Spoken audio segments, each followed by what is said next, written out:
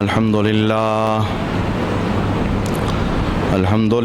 ذی العزت والعلاء رب العالمین والصلاة والسلام علی سید الانبیاء والمرسلین والعاقبۃ للمتقین اما بعد وبسم اللہ الرحمن الرحیم قال رسول اللہ صلی اللہ تعالی علیہ وآلہ وسلم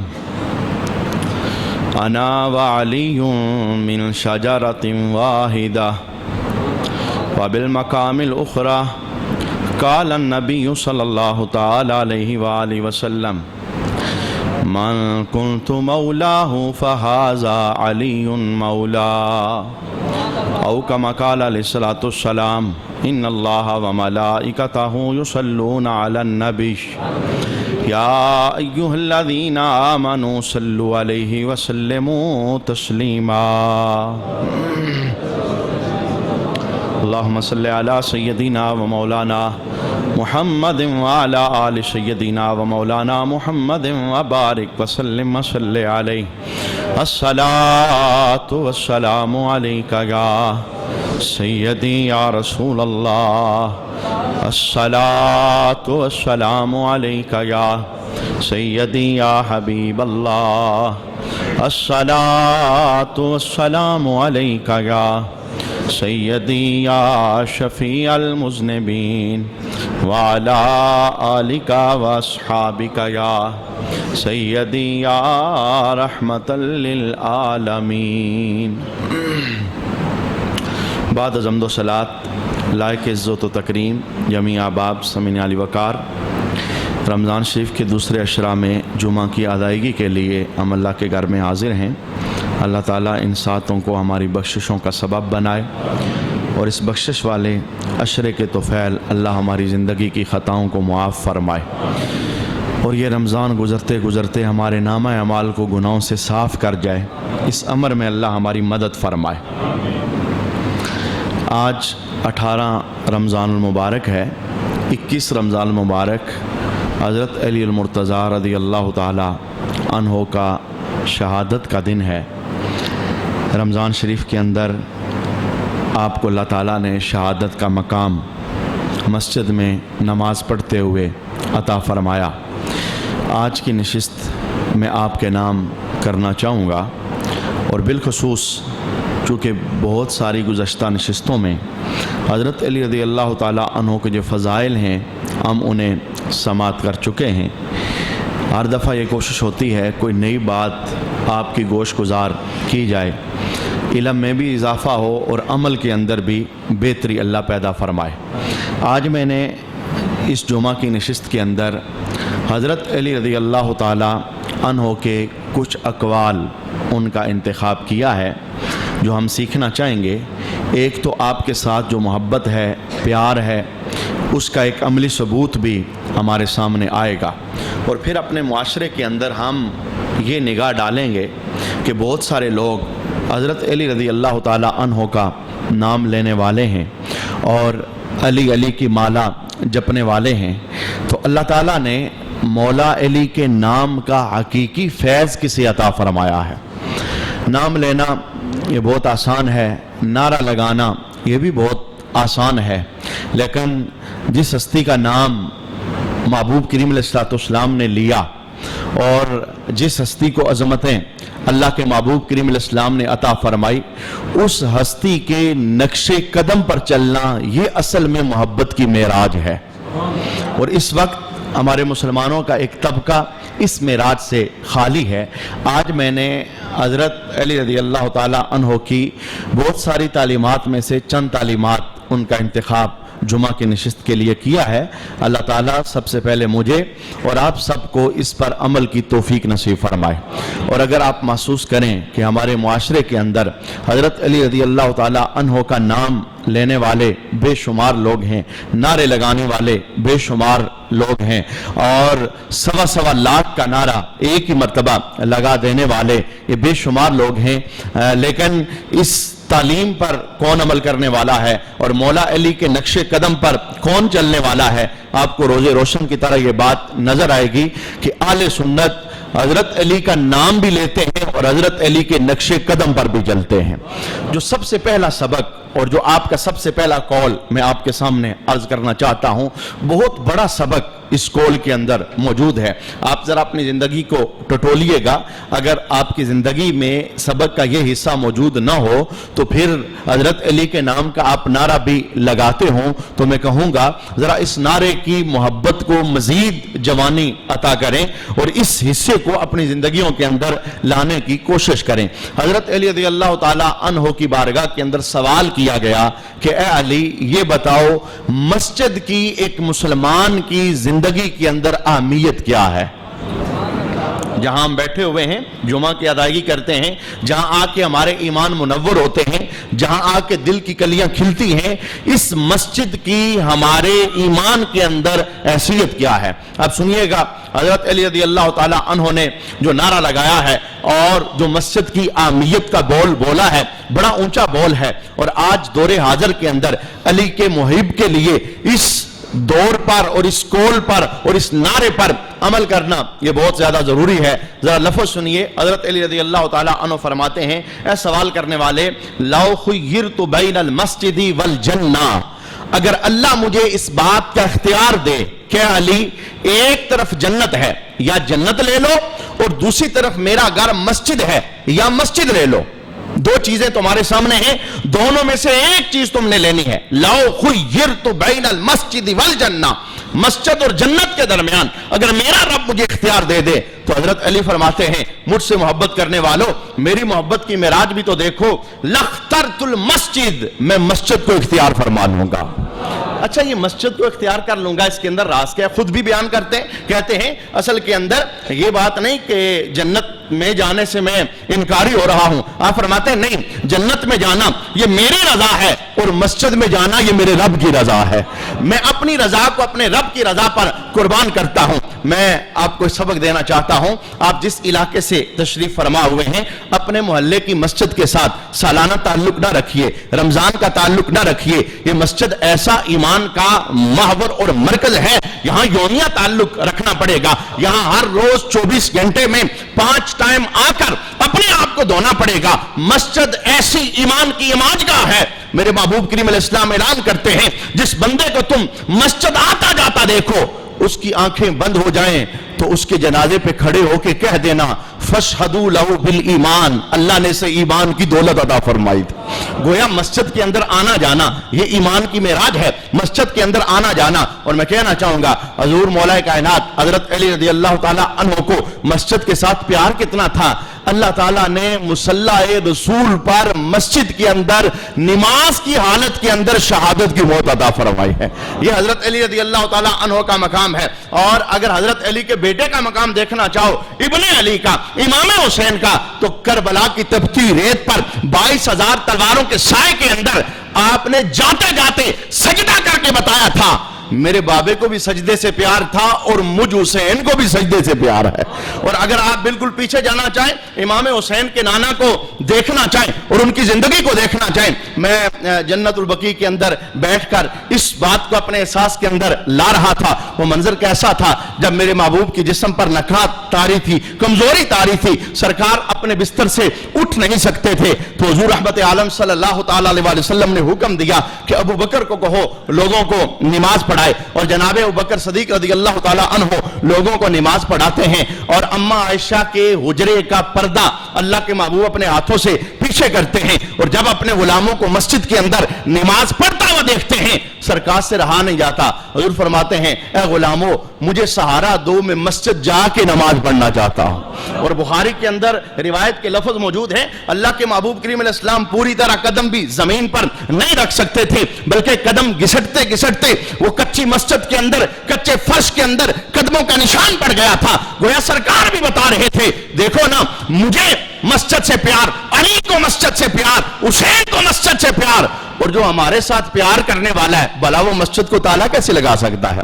بھلا وہ مسجد سے بھاگ کیسے سکتا ہے؟ بھلا اس کی زندگی سے مسجد نکل کیسے سکتی ہے؟ اور میں برملا اس بات کا اعلان کرتا ہوں، جس علاقے کی مسجد آباد ہوتی ہے اللہ تعالیٰ اس علاقے کے ایمانوں کو آباد کر دیتا ہے، اور جس علاقے والوں کی مسجد غیر آباد ہوتی ہے کبھی ایسا نہ کیجئے گا کہ آپ ایسے ہوں، یعنی یا تو آپ ہفتہ وار مسجد آتے ہوں صرف جمعہ کے لیے، یا پھر آپ سال کے بعد صرف رمضان میں آتے ہوں، یا پھر سال کے بعد صرف عید میں آتے ہوں، یومیہ اللہ کے گھر کے اندر آپ کا کوئی تعلق نہ ہو۔ یہ بہت بڑی بد نصیبی ہے اور بہت بڑی بدبختگی ہے۔ جس مرکز کے اندر آپ رہتے ہیں، جس محلے اور گاؤں کے اندر آپ رہتے ہیں، میرے محبوب کی آواز اس محلے کے لیے یوں بلند ہوتی ہے، اذا مررتم بریاض الجنہ فرتعوا، اے میرے صحابہ جب جنت کی باغوں سے، جنت کی کیانوں سے گزرا کرو، فرتعوا کچھ کھا لیا کرو۔ صحابہ کہنے لگے یا رسول اللہ جنت تو ساتواں آسمان پار ہے، جنت کا باغ کون سا ہے، ہم نے کھانا کیا ہے؟ فرمایا جو تمہارے محلے کی کچی مسجد ہے اللہ نے اسے تمہارے لیے جنت کا باغ بنایا ہوا ہے۔ یہ ایسی چیز تو نہیں کہ جسے پشت دے دی جائے، یہ ایسی چیز تو نہیں جسے زندگی سے نکال دیا جائے، یہ ایسی چیز تو نہیں جسے سال کے بعد اپنی زندگی میں داخل کیا جائے۔ جس کا نام مسلمان ہے اور جس کا نام ایمان والا ہے اس کی زندگی کے اندر مسجد آنا جانا لگا رہتا ہے، اور اتنا لگا رہتا ہے کہ اللہ تعالیٰ اسی راستے میں اسے موت کی توفیق عطا فرما دیتا ہے۔ اگر آپ کی زندگی کے اندر ایسا ہے 5 وقتہ نماز نہیں ہے، ابھی وقت ہے، توبہ کا دروازہ اللہ تعالیٰ نے کھولا ہے جب تک سانسیں قائم ہیں۔ حضرت علی رضی اللہ تعالیٰ عنہ کا ایک قول سنیے، بعض اوقات بندے کے ذہن کے اندر شیطان یہ بات ڈالتا ہے، ابھی تو قید ہے، جیسے ازداد ہوتا ہے بات ڈالتا ہے، بھئی اب تیری نمازوں کا کیا فائدہ، 50 سال تو ہو گئے تو مسجد گیا نہیں، 40 سال تو ہو گئے تو نے سجدہ کیا نہیں۔ اب یہ شیطان کا بہت بڑا وار ہے، جس شیطان نے پوری زندگی رب کے دربار سے روک کے رکھا ہے، وہ آنے نہیں دیتا، وہ اللہ کی بارگاہ میں جھکنے نہیں دیتا، وار پر وار کرتا ہے، حملے پہ حملہ کرتا ہے۔ مولا علی مشکل کشا کا ایک دوسرا قول سنیے، اور ہر اس بندے کے لیے جو تائب ہونا چاہتا ہے، ہر اس بندے کے لیے جو رب سے صلح کرنا چاہتا ہے، ہر اس بندے کے لیے جو یومیہ 5 ٹائم رب کے دربار میں آنا چاہتا ہے، حضرت علی رضی اللہ تعالی عنہ کا قول آپ فرماتے ہیں عجب تو مجھے اس بندے پر بڑی حیرانگی ہے، مجھے اس بندے پہ بڑا تعجب ہوتا ہے۔ کس بندے پر؟ لمن یقنط ومع الاستغفار، جو توبہ کی گنجائش ہوتے ہوئے بھی مایوس ہو جاتا ہے۔ اللہ نے گنجائش دی ہے، توبہ قبول کروں گا، آؤ میرے در کے اندر، آؤ میرے دربار کے اندر، کوئی قید نہیں لگائی، 100 سالہ بندہ ہو، 50 سالہ بندہ ہو، 60 سالہ گناہگار ہو، زمینوں جتنے گناہ ہوں یا آسمانوں جتنے گناہ ہوں یا سمندروں اور پہاڑوں جتنے گناہ ہوں، فرمایا جتنے گناہ بھی لے کے آئے گا سچی توبہ کرے گا میں اللہ اس کے سارے گناہوں کو معاف فرما دوں گا۔ فرمایا وہ بندہ بڑا حیران کرنے والا بندہ ہے، توبہ کی اللہ نے گنجائش دی ہے پھر بھی مایوس ہو جاتا ہے۔ گویا آپ اللہ رب العالمین کی ذات پر بندوں کا توکل بڑھا رہے ہیں کہ آؤ اپنے رب سے صلح کر لو، جو رب کا دربار چھوڑ دیا ہے اسے پکڑ لو، جو سجدے سے دور چلے گئے ہو اپنی پیشانیوں کو سجدے میں جھکا دو، جو تمہاری زندگی سے سجدہ نکل گیا، بے نور ہو گئی تمہاری زندگی، تمہارے گھروں میں بے رونقی آ گئی، دوبارہ سے آؤ اللہ کی بارگاہ کے اندر اپنا سر جوڑ لو، سر جھکاتے جاؤ گے اللہ بلندی عطا فرماتا چلا جائے گا۔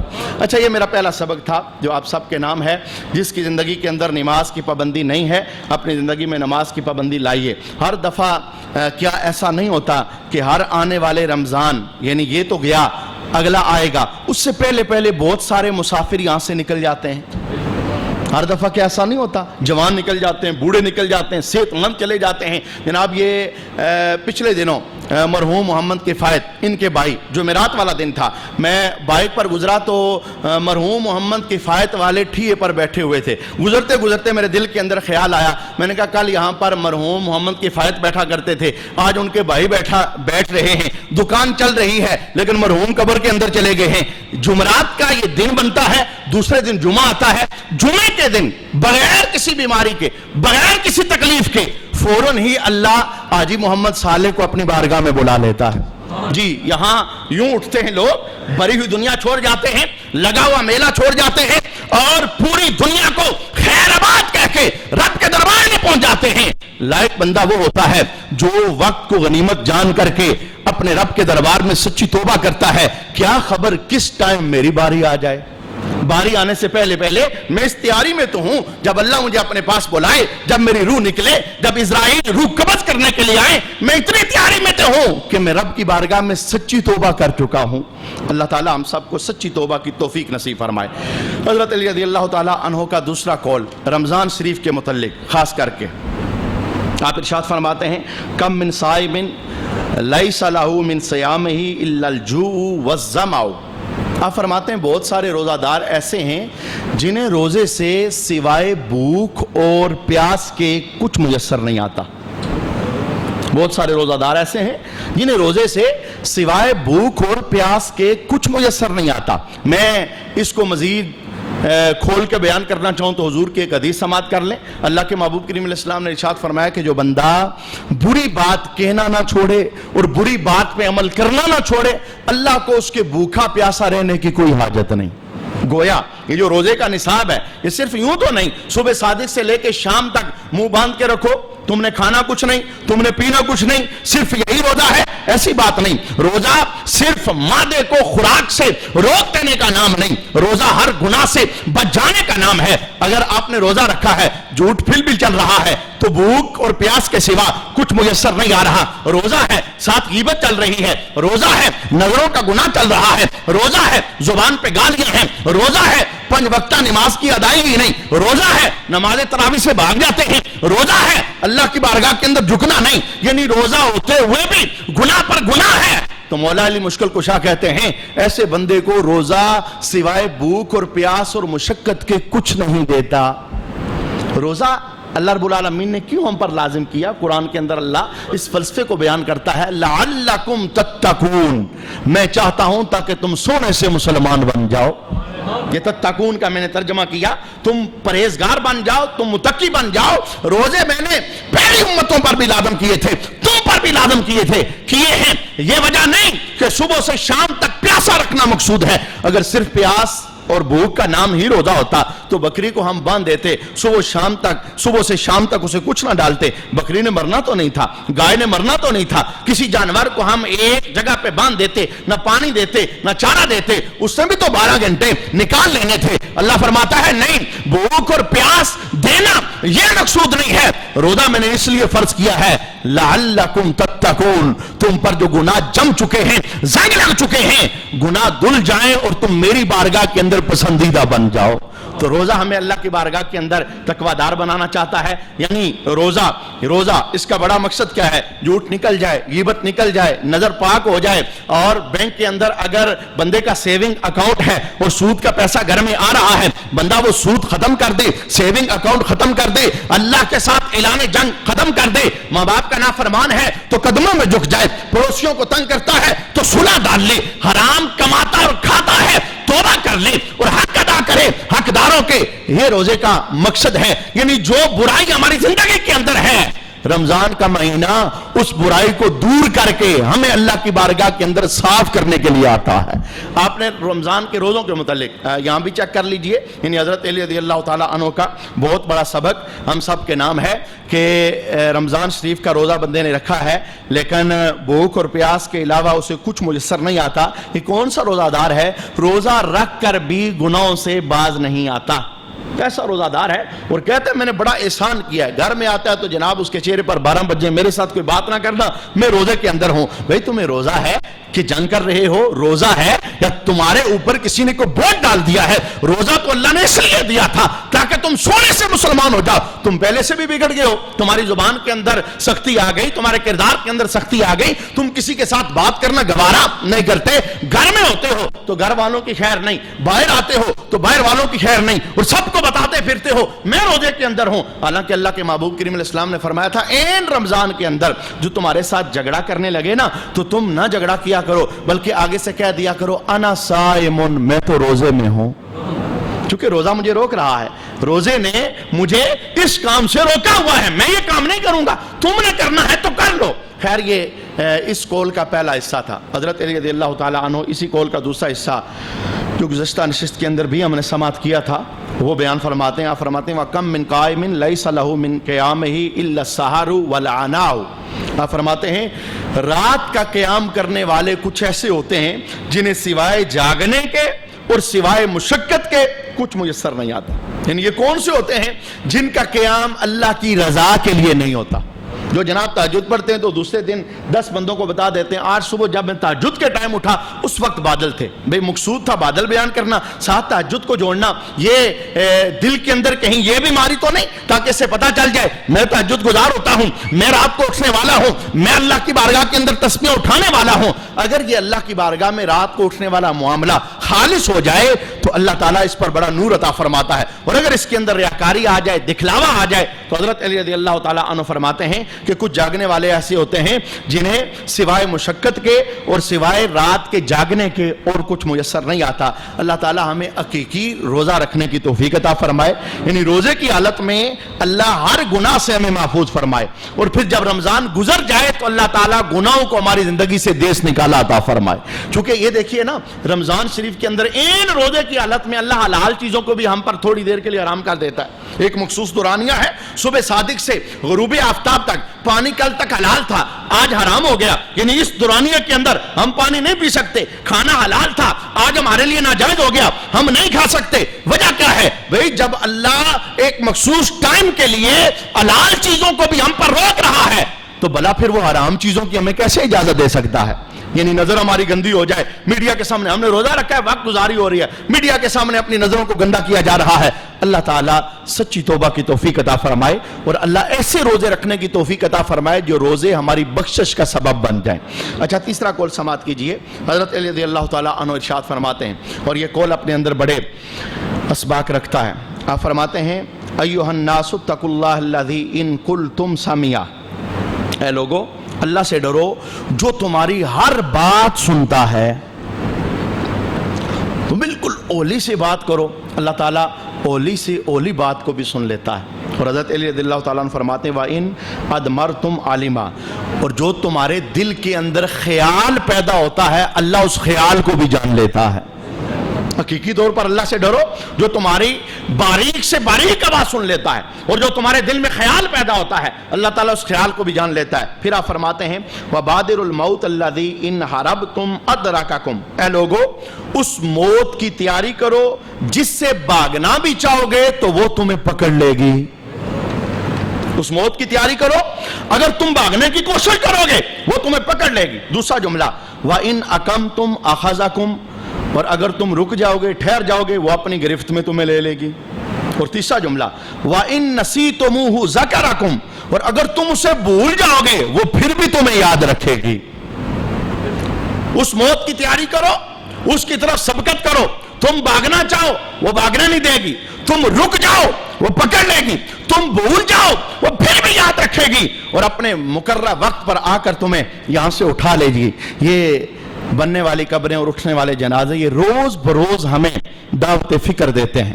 امام محمد غزالی علیہ رحمہ آپ نے بڑا خوبصورت جملہ ارشاد فرمایا تھا. آپ فرمانے لگے جو بندہ بھی مرتا ہے نا، اصل کے اندر یہ ہمارے لیے بہت بڑی عبرت ہے، یہ اللہ کا ہمارے اوپر بہت بڑا احسان ہے.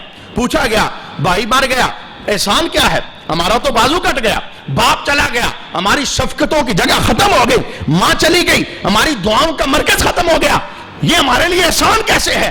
امام محمد غزالی علیہ رحمہ فرماتے ہیں اللہ تعالیٰ دوسروں کی روحیں نکال کر تمہیں بتاتا ہے اگر اس کی جگہ تم ہوتے تو سوچو نا تم نے تیاری کتنی کی تھی.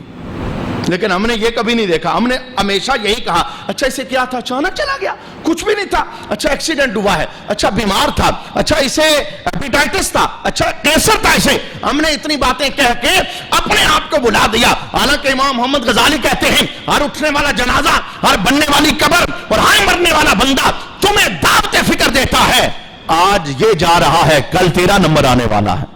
تم نے موت، ہم جو بیٹھے ہوئے ہیں ہمارے پاس جناب موت کی نشانیاں آ چکی ہیں، لیکن ہم نے موت کی نشانیوں کو اپنے وجودوں میں پا کر کے ہم نے تیاری کتنی کی ہے، ہم نے اس کے متعلق فکر کتنی کی ہے. اللہ کے ایک پیغمبر کے ساتھ جب حضرت اسرائیل علیہ السلام کی یاری لگتی ہے تو آپ وعدہ لیتے ہیں حضرت اسرائیل سے، اے اسرائیل جب میرے پاس آنا میری روح لینے کے لیے تو مجھے بتا دینا، پہلے کوئی کاسد بھجوا دینا. تو حضرت اسرائیل نے وعدہ کیا ٹھیک ہے میں کاسد بھجواؤں گا، آپ کو بتاؤں گا، وعدہ جو میں نے کیا ہے وعدہ پورا کروں گا. لیکن وقت بڑی تیزی کے ساتھ گزرتا ہے، اللہ کے اس پیغمبر کی موت کا وقت قریب آتا ہے، اسرائیل روح لینے آ جاتے ہیں لیکن بغیر بتائے تو اللہ کے پیغمبر بولتے ہیں کہ اے اسرائیل تو نے وعدہ کیا تھا، وعدہ وفا نہیں کیا، کوئی قاصد نہیں بھیجا، کوئی پیغام رساں نہیں بھیجا. تو حضرت اسرائیل کہتے ہیں اے اللہ کے پیغمبر یہ جو آپ کی کالی داڑھی سفید ہو گئی یہ میرا قاصد تھا، یہ جو آپ کی اٹھی کمر جھک گئی یہ میرا قاصد تھا، یہ جو آپ کی نظر کی تیزی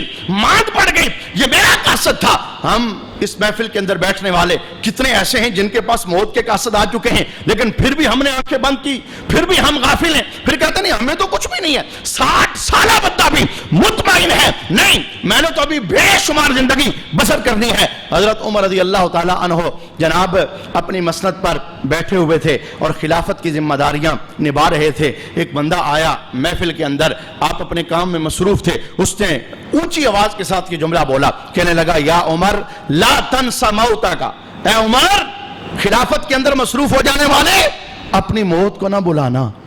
اتنا جملہ کہنے کی دیر تھی حضرت عمر رضی اللہ تعالیٰ عنہ کی ہچکیاں بند گئے اور آپ نے اس بندے کو اپنے پاس بلایا اور بلا کے کیا کہا تیرا بڑا شکریہ، آج تو مجھے یہ جملہ کہہ رہا ہے، اب ایسا کرنا ہر روز میرے پاس آنا، جب میں خلافت کی ڈیوٹیاں دے رہا ہوں، جب میں دنیا کے اندر مصروف ہوں، تیری یہ ڈیوٹی ہے تو میرے پاس آ کے اونچی آواز کے ساتھ یہ کہے یا عمر لا تنس موتک، اے عمر اپنی موت کا نہ بلانا. اس بات پر میں تمہیں مہینے کی تنخواہ بھی دوں گا. کئی مہینوں تک حضرت عمر رضی اللہ تعالیٰ عنہ نے اس بندے کو اپنے دربار کے اندر یہ وظیفہ دے کر رکھا، صرف یہ جملہ بولنے کے لیے کہ جب میں خلافت کے اندر مصروف ہوں میرے دربار کے اندر تو آنا. اور وہ بندہ آیا کرتا اور بلند آواز سے کہتا یا عمر لا تنس موتک، یا عمر لا تنس موتک، اے عمر اپنی موت کو نہ بلانا. ایک مرتبہ جب بندہ آیا تو حضرت عمر رضی اللہ تعالیٰ عنہ نے اسے مہینے کا وظیفہ دیا اور وظیفہ دے کے کہا بے کل نہ آنا. تو کہنے لگا حضور مجھ سے کوئی غلطی ہو گئی، آپ نے کوئی بندہ نیا رکھ لیا ہے، تذکیر موت کیا آپ کو اس کی حاجت اور ضرورت نہیں ہے؟ فرمایا کل نہ آنا. اس نے کہا حضور مجھے وجہ تو بتائیں. حضرت عمر رضی اللہ تعالیٰ عنہ آنکھوں سے آنسو جاری ہو گئے. آپ نے اپنے داڑھی میں سے ایک سفید بال پکڑا، کہا یہ بال موت یاد دلانے والا قاصد اب میرے گھر میں آ گیا ہے، اب مجھے تیری حاجت نہیں.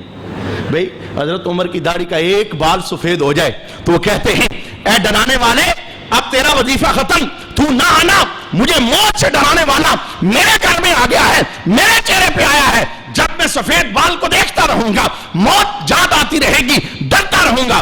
ہماری تو جناب داڑیاں سفید ہو گئی، ہم اللہ سے ڈرے بلکہ ہم نے سفید داڑیوں کو چہروں سے اتار کر کے گندی نالیوں کے اندر بہایا. سفید داڑیاں ہیں، زبان سے گالیاں پھر بھی جاری رہی، سفید داڑیاں ہیں، 5 وقتہ نماز سے غیر حاضر رہے. یہ کیا تھا؟ یہ موت کا پیغام تھا. اور دور حاضر کے ان انسانوں کی عکاسی میاں محمد بخش علیہ رحمہ آپ نے بڑے خوبصورت لفظوں کے اندر کی تھی. ہڈیاں کمبن گوڈے کھڑکن تے اڑ گیا لک تیرا. یعنی اب تیری کیفیت یہ ہے تمہاری ہڈیاں وہ کانپ رہی ہیں اور تمہارے گوڈوں میں سے اور گھٹنوں میں سے جو اندر طاقت تھی وہ ختم ہو گئی. تو میاں صاحب کہتے ہیں ہڈیاں کمبن گوڈے کھڑکن تے اڑ گیا لک تیرا، اجے بھی بدیوں باز نہ آیا جیو مرد دلیرا. اور بڑا دلیر نکلا ہے تو، اتنا بوڑھا ہو گیا، موت کے قاصد تیرے وجود میں آ گئے، پھر بھی برائی سے باز نہیں آ رہا، پھر بھی بدی سے باز نہیں آ رہا. یہ ویلا تو وہ ویلا تھا جب تو جھک جاتا اللہ کے دربار کے اندر کہ اللہ تو میری زندگی کی خطاؤں کو معاف کرنا، میرے بال سفید ہو گئے، میری کمر جھک گئی، میری نظر کمزور ہو گئی، اب تو موت کا قاصد میرے پاس آ چکا ہے، کب تو بلائے مجھے اس بات کا پتہ نہیں. میرے رب کی آواز محبت کے ساتھ بول رہی ہے یا ایھا الانسان ما غرک بربک الکریم. اے انسان بتانا کریم رب کے دربار سے کس نے تمہیں دور کیا ہے؟ میں تمہارا رب ہوں، میں تمہارا مولا ہوں، میں تمہارا ملجا ہوں، میں تمہارا ماوا ہوں. میری بارگاہ میں تم نے آنا تھا، میرا تم نے در چھوڑ دیا، میری تم نے بارگاہ چھوڑ دی. میں وہ ہوں الذی خلقک جس نے تمہیں پیدا کیا. ہمیں ماں باپ نے پیدا نہیں کیا، ماں باپ ہماری پیدائش کا سبب بنے ہیں، انہوں نے ہمیں جنم دیا ہے، پیدا ہمیں اللہ نے کیا ہے. اور جو جنم دینے والی ماں ہے ساری زندگی اس کا پاؤں دھو کے پیتے رہے پھر بھی ماں کی ممتا کا حق ادا نہیں ہو سکتا. جب ماں کی ممتا کا حق ادا نہیں ہو سکتا جس نے جنم دیا ہے تو اس رب کا حق کیسے ادا ہو سکتا ہے جس نے ہمیں پیدا کیا ہے؟ پر ہم نے اسے چھوڑا ہوا ہے، اس کا در چھوڑا ہے، اسے پشت دے کے رکھی ہے۔ آئیے نا، یہ رمضان شریف بخشش والا عشرہ بھی گزرنے کو ہے، آنے والے جمعے کے اندر یہ آوازیں بلند ہو جائیں گی، جی الوداعی جمعہ ہے، رمضان کا آخری جمعہ ہے، آخری عشرہ بھی چلا جائے گا۔